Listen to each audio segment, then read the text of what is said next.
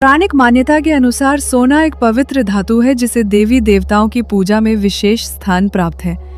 यात्रा शुरू होने से पहले तीनों रथ के रास्ते को सोने वाली झाड़ू से साफ किया जाता है और साथ ही वैदिक मंत्रों का उच्चारण होता है। हिंदू धर्म में जगन्नाथ रथ यात्रा का खास धार्मिक महत्व है। हर साल आषाढ़ शुक्ल द्वितीया तिथि के दिन ओडिशा के पुरी में ये भव्य रथ यात्रा निकाली जाती है।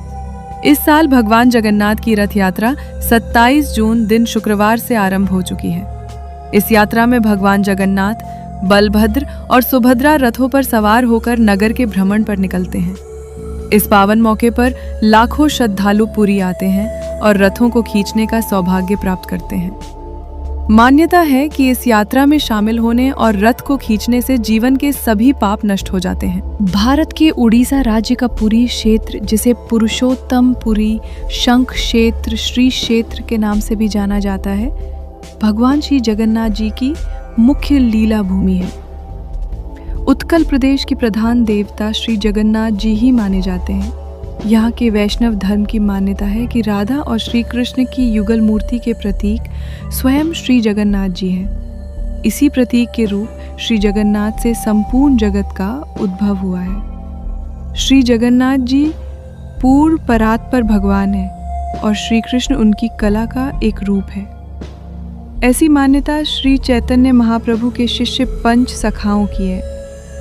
पूर्ण परात्पर भगवान श्री जगन्नाथ जी की रथ यात्रा आषाढ़ शुक्ल द्वितीया को जगन्नाथपुरी में आरंभ होती है। गुंडीचा मंदिर को गुंडीचा बाड़ी भी कहते हैं। ये भगवान का जन्म स्थान है। इस मंदिर के बारे में पौराणिक मान्यता है कि यहीं पर देव शिल्पी विश्वकर्मा ने भगवान जगन्नाथ, बलभद्र और देवी की प्रतिमाओं का निर्माण किया था। जनकपुर में भगवान जगन्नाथ 10 अवतार का रूप धारण करते हैं। विभिन्न धर्मों और मतों के भक्तों को समान रूप से दर्शन देकर तृप्त करते हैं।